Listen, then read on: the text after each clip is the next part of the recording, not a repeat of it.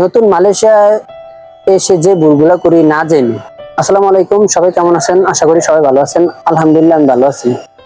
তো আজকে যে বিষয়টা নিয়ে কথা বলবো সেই বিষয়টাতে যাওয়ার আগে সবাই আমার ভিডিওটাতে ফলো, সাবস্ক্রাইব এবং কি শেয়ার করতে ভুলবেন না।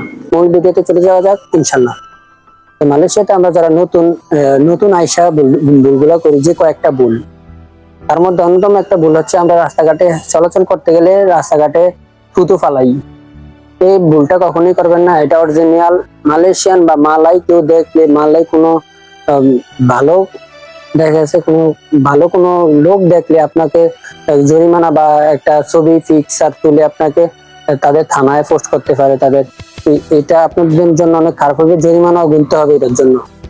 দ্বিতীয় যে ভুলটা করি আমরা, সে ভুলটা হচ্ছে যেখানে সেখানে আমরা একটা চিপস বা বিস্কিটের কাগজ দোকান থেকে নিছি, বিস্কুটটা কিনে খেতে খেতে রাস্তা দিয়ে হাঁটতে হাঁটতে আর চলে আসছি, রাস্তার মধ্যে বিস্কুটের প্যাকেটটা ফালাই দিলাম। এই ভুলটা কখনোই করবেন না। মালয়েশিয়াতে এটার ময়লার ঝুড়ি আছে, ঝুড়ির মধ্যে নিয়ে ফালাইতে হবে ময়লাগুলা।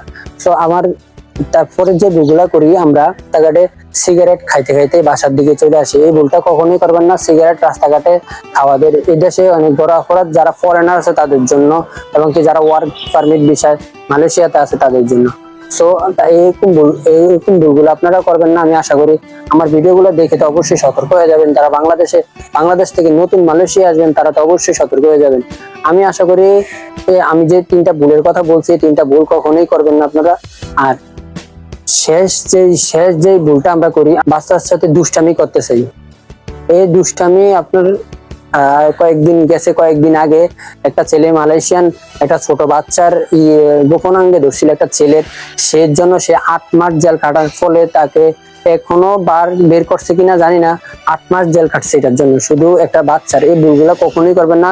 ছোট বাচ্চা দেখছেন, তাদের সাথে হয়তোবা খেলাধুলা বা কথাবার্তা তো বলতে পারবেন না, খেলাধুলা বা যে বিষয়গুলো আছে, ভালো আছেন, হাই কেমন আছে, এতটুকুর মধ্যে সীমাবদ্ধ। তাদের গায়ে হাত দিতে যাবেন না, নাহলে তাদের আম্মু হয়তো অনেক খারাপ মনে করে। বা দেশের অভ্যাস দেশে রেখে আসবেন ইনশাআল্লাহ।